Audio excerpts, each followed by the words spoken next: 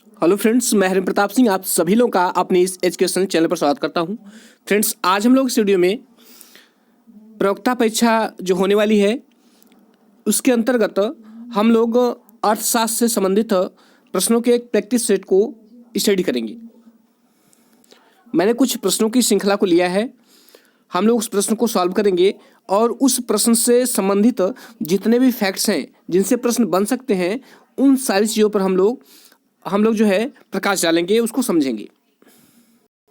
एक प्रश्न के अंतर्गत आपके 4 से 5 क्वेश्चन जो है तैयार हो जाएंगे और हमने उन्हीं प्रश्नों को लिया है जो पिछली परीक्षाओं में पूछे गए हैं या जिनके पूछे जाने की संभावना है। तो आइए फ्रेंड्स, हम लोग बिना समय गवाए शुरू करते हैं।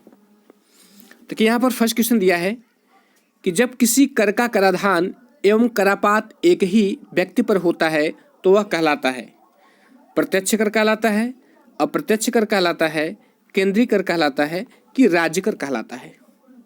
बताइए कौन सा ऑप्शन सही है। तो पहले मैं इसका ऑप्शन बता दूं। इसमें इसका ऑप्शन ए सही है। जब किसी कर का कराधान एवं करापात एक ही व्यक्ति पर होता है तो उसे प्रत्यक्ष कर कहते हैं। देखिए, प्रत्यक्ष कर में जो है मौद्रिक बोझ को दूसरों पर टाला नहीं जा सकता। जिनके संबंध में कर से उत्पन्न कराघात तथा करापात उसी व्यक्ति पर पड़ता है जिसके ऊपर सरकार कर लगाती है। अगला प्रश्न है, मांग की लोच अधिक होने पर करापात अधिक होगा क्रेता पर, विक्रेता पर, क्रेता एवं विक्रेता दोनों पर और उपयुक्त में से किसी पर नहीं। कह रहा है कि मांग की लोच अधिक होने पर करापात किस पर अधिक होगा? क्रेता पर होगा, विक्रेता पर होगा, क्रेता एवं विक्रेता दोनों पर होगा या उपयुक्त में से किसी पर नहीं। तो फ्रेंड्स, सबसे पहले इसका मैं ऑप्शन बता दूं।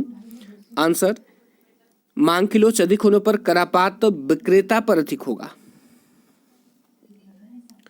देखिए, जब पूर्ति की लोच की मात्रा मांग की लोच से कम होती है तो कर का भार क्रेताओं के मुकाबले विक्रेताओं पर अधिक अनुपात में बढ़ता है, क्योंकि कीमत में जो वृद्धि होती है वह प्रति इकाई कर की मात्रा के प्रतिशत से कम होती है। देख, कर की मात्रा में जो प्रतिशत वृद्धि होगी, कीमत में जो वृद्धि होगी वह कम होगी। क्यों? क्योंकि जो है इसका भार विक्रेता अपने ऊपर सहन करेगा, क्योंकि मांग की लोच अधिक है और कीमत में यदि कर की मात्रा के बराबर वृद्धि हो रही है तो उसकी डिमांड कम हो जाएगी, जिससे वस्तुएं नहीं बिकेंगी और विक्रेता को हानि होगी। नेक्स्ट क्वेश्चन है, निम्न में से कौन सा कथन गलत है? ये 4 कथन दिए गए हैं, इनमें से 3 सही हैं और 1 कथन गलत है। आपको बताना है कि कौन सा कथन गलत है। तो आइए प्रत्येक स्टेटमेंट को पढ़ते हैं। इसमें पहला है कि सामाजिक वस्तुओं में कीमत यंत्र लागू नहीं होता है। सामाजिक वस्तुओं में कीमत यंत्र लागू नहीं होता है। बी है, जब एक व्यक्ति अपनी आय के अनुसार व्यय को निश्चित करता है, एक राजकीय संस्था अपनी आय को व्यय के अनुसार निश्चित करती है। सी है, ऋण परिशोध कोष सार्वजनिक ऋण शोधन की एक महत्वपूर्ण विधि है। और डी है, क्षतिपूरक व्यय का अर्थ होगा बचत का बजट। तो बताइए इसमें कौन सा कथन गलत है? तो फ्रेंड्स, इसका जो राइट ऑप्शन है वह है डी। ये गलत है, ये कथन गलत है कि क्षतिपूरक व्यय का अर्थ बचत का बजट होगा, ये गलत है। जबकि ऊपर की ये तीनों सही हैं कि सामाजिक वस्तुओं में कीमत यंत्र लागू नहीं होता, ये सही है। बी है, जब एक व्यक्ति अपनी आय के अनुसार व्यय को निश्चित करता है, व्यक्ति जो है अपनी आय के अनुसार कैसे खर्च करना है, आय के अनुसार अपने व्यय को निर्धारित करता है। जबकि एक राजकीय संस्था या एक गवर्नमेंट होती है या एक देश जो होता है वह जो है पहले अपने व्यय की मद को निर्धारित करता है, फिर उस व्यय पर जो खर्च आएगा उसके लिए वह अपनी आय को निर्धारित करता है कि हमको यहाँ ऐसे टैक्स लगाना है। तो बी भी सही है। और सी देखिए, ऋण परिशोध को सार्वजनिक ऋण शोधन की एक महत्वपूर्ण विधि है और ये भी सही है। तो तीनों सही है, केवल लास्ट वाला डी जो है वो गलत है। नेक्स्ट क्वेश्चन है, कह रहा है कि घाटे की वित्त व्यवस्था की महत्वपूर्ण सीमा है। घाटे के वित्त व्यवस्था की महत्वपूर्ण सीमा है। पहला ऑप्शन है मुद्रा आय अनुपात, बी है साख द्रव्य अनुपात, और सी है घाटा आय अनुपात, और डी है ये सभी। मतलब ये तीनों सम्मिलित हैं, तो इसमें कौन सा ऑप्शन सही होगा?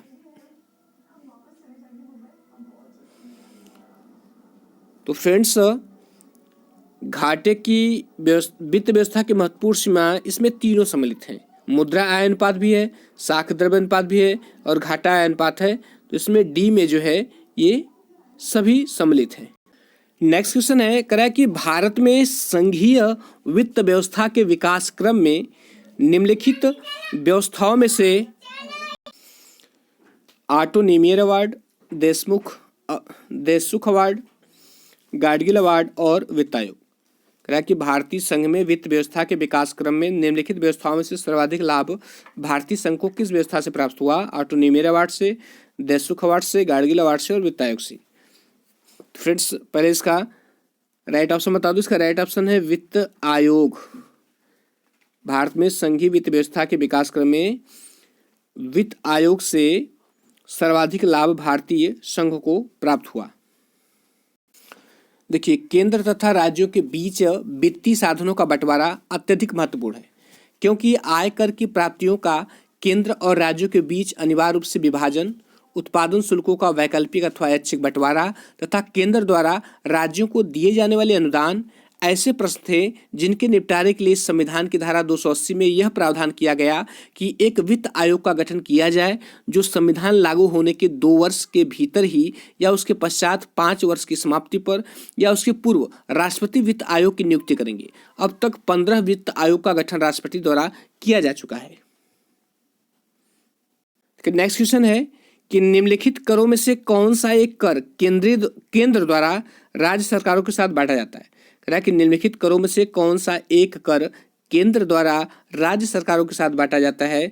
कौन सा कर इसमें? पहला है सेवाओं पर कर, दूसरा है उत्पाद शुल्क, तीसरा है आय पर अधिभार, और चौथा है सीमा शुल्क।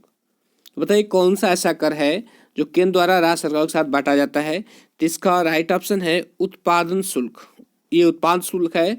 तो उत्पाद शुल्क जो है केंद्र द्वारा राज्य सरकारों के साथ बांटा जाता है, जबकि बाकी जो मद हैं वह जो है केंद्र सरकार अपने पास रखती है, राज्य सरकारों को उसमें भाग नहीं देती।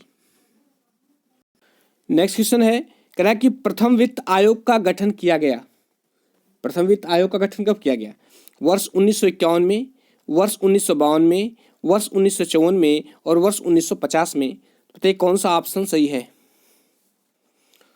तो फ्रेंड्स, प्रथम वित्त आयोग का गठन जो है वर्ष 1991 में किया गया।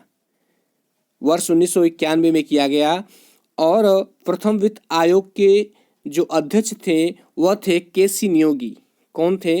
वे थे केसी नियोगी। ये याद रखिए, ये भी पूछा जाता है, केसी नियोगी। इससे भी प्रश्न बनता है कि प्रथम वित्त आयोग के अध्यक्ष कौन थे? तो वो थे केसी नियोगी। अगला प्रश्न है कि निम्नलिखित वर्गीकरण में से मनोरंजन कर का संबंध स्पष्ट कीजिए।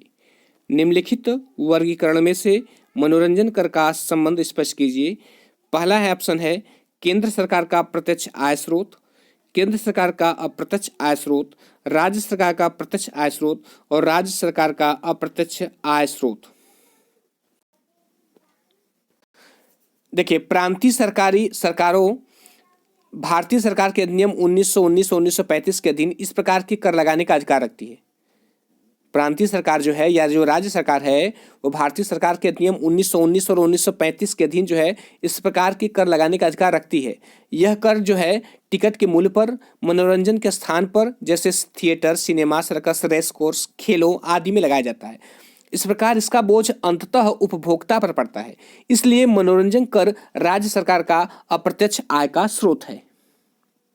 नेक्स्ट क्वेश्चन है, हिनार्थ प्रबंधन की नीति की इसलिए आलोचना की जाती है क्योंकि इससे निम्नलिखित में से एक कारक अधिकतम प्रभावित होता है।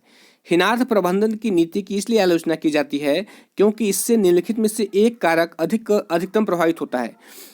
पहला कि सरकार धीरे धीरे दिवालिया हो जाती है, पश्चिम की उपभोक्तावादी संस्कृति बढ़ जाती है, समग्र मांग गिरती है, मुद्रास्फीति को बढ़ावा मिलता है। तो बताइए कौन सा ऑप्शन सही होगा। तो फ्रेंड्स, हीनार्थ प्रबंधन की नीति की आलोचना इसलिए की जाती है क्योंकि मुद्रास्फीति को बढ़ावा मिलता है। देखिए, हीनार्थ प्रबंधन अथवा घाटे की वित्त व्यवस्था भी इसको बोला जाता है। कह रहा है कि हीनार्थ प्रबंधन अथवा घाटे की वित्त व्यवस्था की स्थिति में सरकार का व्यय उसकी कुल आय से अधिक होता है। सरकार इस कमी को पूरा करने के लिए केंद्रीय बैंक अथवा जनता से ऋण लेती है अथवा नई मुद्रा का सृजन करती है, जिससे देश में मुद्रा की पूर्ति बढ़ जाती है और वस्तुओं और सेवाओं की मांग में वृद्धि होती है, किंतु इनके उत्पादन में उस गति से वृद्धि नहीं होती जिस गति से मुद्रा की पूर्ति बढ़ती है। अतः ऐसी स्थिति में वृद्धि हो जाती है, ऐसी स्थिति में जो है मुद्रास्फीति में वृद्धि हो जाती है। इसलिए हीनार्थ प्रबंधन को आलोचना की दृष्टि से देखा जाता है। नेक्स्ट क्वेश्चन है, कह रहा है कि भारत की केंद्रीय सरकार को आय किस साधन से प्राप्त नहीं होती है। भारत की केंद्रीय सरकार को आय किस साधन से प्राप्त नहीं होती है। व्यापार कर से, सीमा शुल्क से, उत्पाद शुल्क से कि आय कर से। बताइए कौन सा ऑप्शन सही है कि केंद्र सरकार को जो है किस साधन से आय प्राप्त नहीं होता है।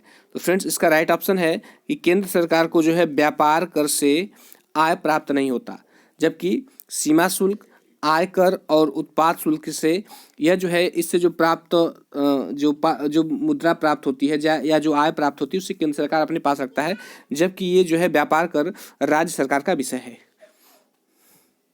इससे संग्रह होने वाले कर या शुल्क को जो है राज्य सरकार अपने पास रखती है। नेक्स्ट क्वेश्चन है, कह रहा है कि निम्नलिखित में से कौन लागत जनित मुद्रास्फीति का कारण है। कह रहा है कि निम्नलिखित में से कौन लागत जनित मुद्रास्फीति का कारण है। पहला है उपभोग व्यय में वृद्धि, दूसरा है कारारोपण में कमी, तीसरा है मांग में वृद्धि और डी है मजदूरी और वेतन में वृद्धि। बताइए कौन सा ऑप्शन सही इसमें। लागत जनित मुद्रास्फीति का कारण क्या है। तो लागत जनित मुद्रास्फीति का कारण है मजदूरी और वेतन में वृद्धि। देखिए, लागत में वृद्धि के कारण यदि मूल्य में वृद्धि आए या वस्तुओं की पूर्ति में अत्यधिक कमी के कारण मूल्य स्तर में वृद्धि आए तो इस प्रकार की स्फीति को लागत जन्य स्फीति कहते हैं। लागत जन्य स्फीति मजदूरी जन्य तथा लाभजन्य हो सकती है। नेक्स्ट क्वेश्चन है, कह रहा है कि फिशर के परिमाण सिद्धांत की व्याख्या समीकरण है। फिशर का जो परिमाण सिद्धांत है उसका व्याख्या समीकरण है या उसकी व्याख्या करने वाला समीकरण कौन सा है इसमें। एम पी बराबर पी टी से होता है, एम पी बराबर वी टी से होता है, एम टी बराबर पी वी से होता है, इनमें से कोई नहीं। तो बताइए कौन सा ऑप्शन इसमें सही है। तो फिशर के परिमाण सिद्धांत की व्याख्या जो है एम वी बराबर पी टी समीकरण से होता है। देखिए, इस प्रश्न की व्याख्या थोड़ा रिटन फॉर्म में मैं आपके सामने रख रहा हूं, स्क्रीन पर है, आइए इसको समझते हैं। देखिए, इसमें कि फिशर ने विनिमय के समीकरण की शब्दावली में अपना सिद्धांत पी टी बराबर एम वी इस प्रकार दिया है कि पी टी बराबर M V plus M dash V dash, जहाँ पी बराबर कीमत स्तर, एम वैध मुद्रा की कुल मात्रा, वी मुद्रा का चलन वेग और एम डैश जो है एम डैश बराबर साख मुद्रा का कुल मात्रा, वी वन बराबर साख मुद्रा का चलन वेग, टी बराबर मुद्रा के विनिमय में प्राप्त वस्तुओं और सेवाओं की कुल राशि अथवा मुद्रा द्वारा किया गया लेन देन। नेक्स्ट क्वेश्चन है कि अंतर्राष्ट्रीय व्यापार के सिद्धांत के अंतर्गत हैबर्लर ने किस प्रमेय का प्रतिपादन किया। अंतर्राष्ट्रीय व्यापार के सिद्धांत के अंतर्गत हैबर्लर ने किस प्रमेय का प्रतिपादन किया। पहला है श्रम लागत प्रमेय, दूसरा है औसत लागत प्रमेय, सी है दोनों ए और बी अर्थात श्रम लागत प्रमेय और औसत लागत प्रमेय दोनों, और इनमें से कोई नहीं। तो बताइए इसमें कौन सा ऑप्शन सही है। तो इसका राइट ऑप्शन है औसत लागत प्रमेय।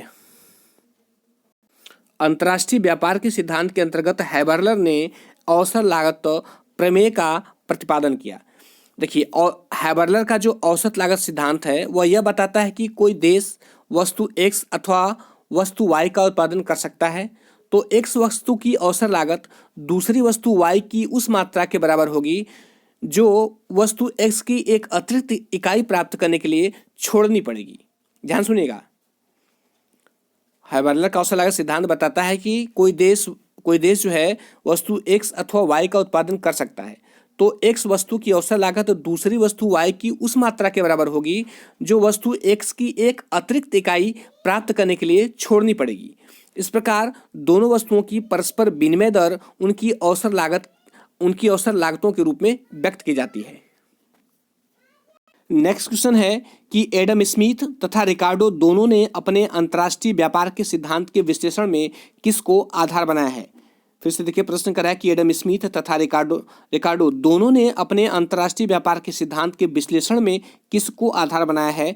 मुद्रा सिद्धांत को आधार बनाया है, कि श्रम मूल्य सिद्धांत को आधार बनाया है, कि साधन मूल्य सिद्धांत जिसकी व्याख्या सीमांत उत्पादकता सिद्धांत में मिलती है इसको आधार बनाया है, कि उपयुक्त में से कोई नहीं। बताइए कौन सा ऑप्शन सही होगा। देखिए, एडम स्मिथ तथा रिकार्डो दोनों ने अपने अंतर्राष्ट्रीय व्यापार के सिद्धांत के विश्लेषण में जो है श्रम मूल्य सिद्धांत को आधार बनाया है। एडम स्मिथ जहां राष्ट्रीय तथा अंतर्राष्ट्रीय स्तरों पर विशिष्टीकरण तथा श्रम विभाजन लागतों में निरपेक्ष अंतरों को आधार मानते हैं, वहीं रिकार्डो के सिद्धांत में लागतों में तुलनात्मक अंतर दो देशों के बीच व्यापार संबंध निर्धारित करता है। उनके अनुसार प्रत्येक देश उस वस्तु के उत्पादन में विशिष्टीकरण करता है जिसमें उसे तुलनात्मक लाभ अधिक या तुलनात्मक हानि न्यूनतम होती है। नेक्स्ट क्वेश्चन है कि यदि राष्ट्र को व्यापार से लाभ मिलता है तो उसका उपभोग बिंदु, यदि राष्ट्र को व्यापार से लाभ मिलता है तो उसका उपभोग बिंदु उत्पादन संभाव्य सीमा पर होता है, उत्पादन संभाव्य सीमा के भीतर होता है, उत्पादन संभाव्य सीमा के ऊपर होता है, उपयुक्त में से कोई नहीं। तो राइट ऑप्शन, इसका राइट ऑप्शन बताइए क्या होगा।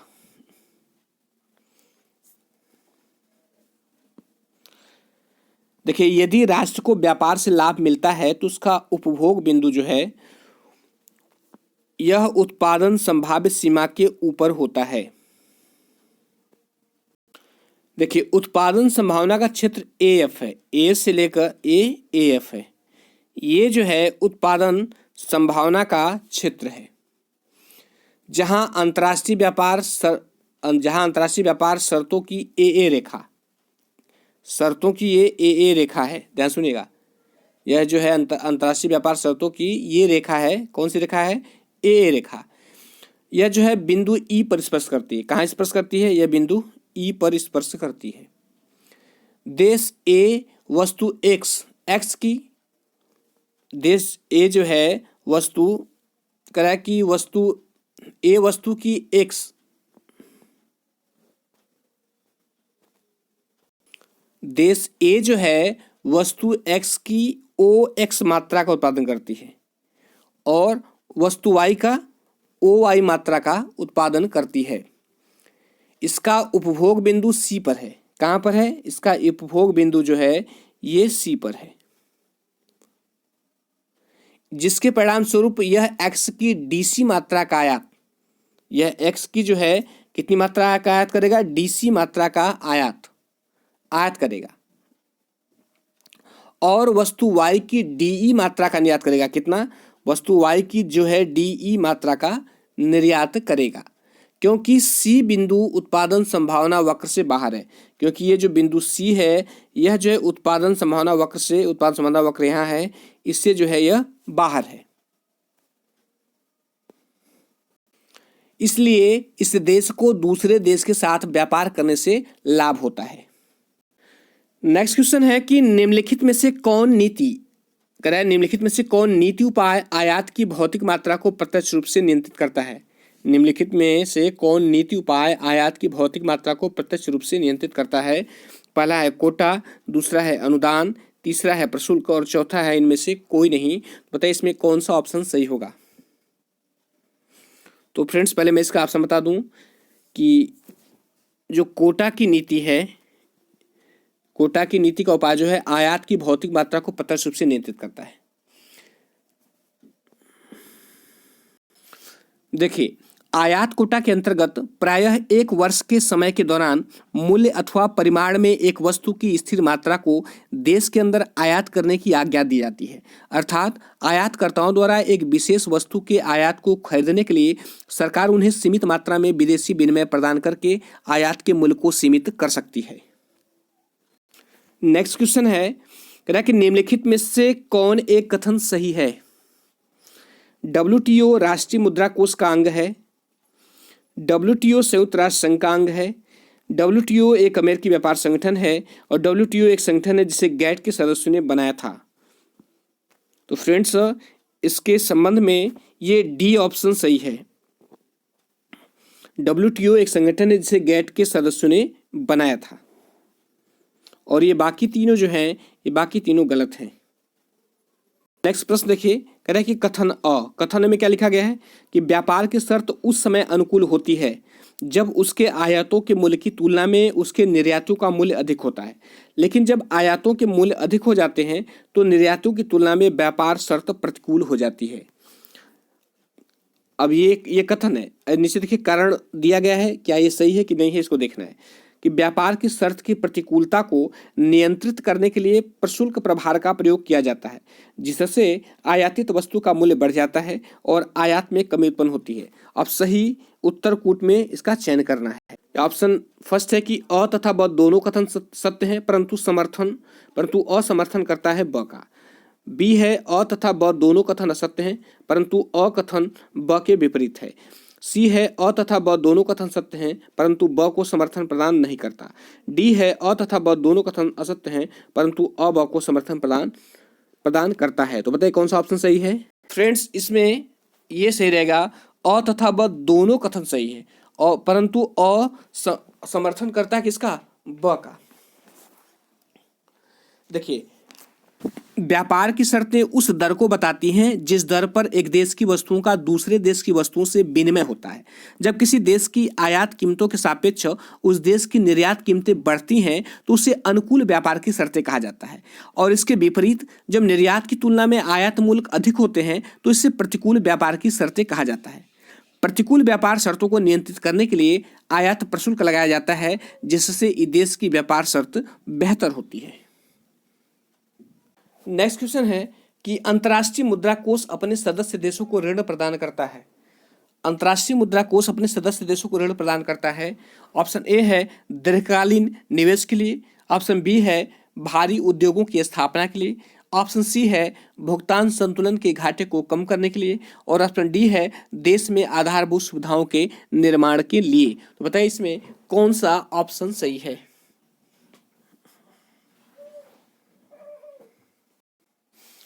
देखिए, अंतर्राष्ट्रीय मुद्रा कोष अपने सदस्य देशों को ऋण प्रदान जो है वो ऋण प्रदान करता है किसके लिए, भुगतान संतुलन के घाटे को कम करने के लिए वह जो है ऋण प्रदान करता है। देखिए, ब्रेटन वुड्स सम्मेलन के निर्णय के अनुसार IMF की स्थापना 1945 में की गई। IMF के समझौता अनुच्छेदों के अनुसार इसके प्रमुख उद्देश्य जो है निम्न प्रकार है। इससे पहला है कि अंतर्राष्ट्रीय मौद्रिक सहयोग को प्रोत्साहित करती है, दूसरा है कि अंतर्राष्ट्रीय व्यापार का संतुलित विकास करती है, विनिमय दरों में स्थिरता बनाए रखती है, बहुपक्षीय भुगतानों की व्यवस्था स्थापित करता है और सदस्य देशों के प्रतिकूल भुगतान संतुलन को ठीक करने के लिए अस्थायी तौर पर आर्थिक सहायता प्रदान करता है। और छठवां है कि अंतर्राष्ट्रीय संकट के समय असंतुलन की मात्रा एवं अवधि में कमी करता है। देखिए, IMF जो है IMF सदस्य देशों को केवल अल्पकालीन अवधि के लिए ऋण ही देता है। जो अंतर्राष्ट्रीय मुद्रा कोष है, इसको IMF बोलते हैं, यह जो है सदस्य देशों को केवल अल्पकालीन अवधि के लिए ही ऋण देता है। नेक्स्ट क्वेश्चन है कि निम्नलिखित में से कौन सी मदें भुगतान से इस खाते में व्यापार की अदृश्य मदें हैं।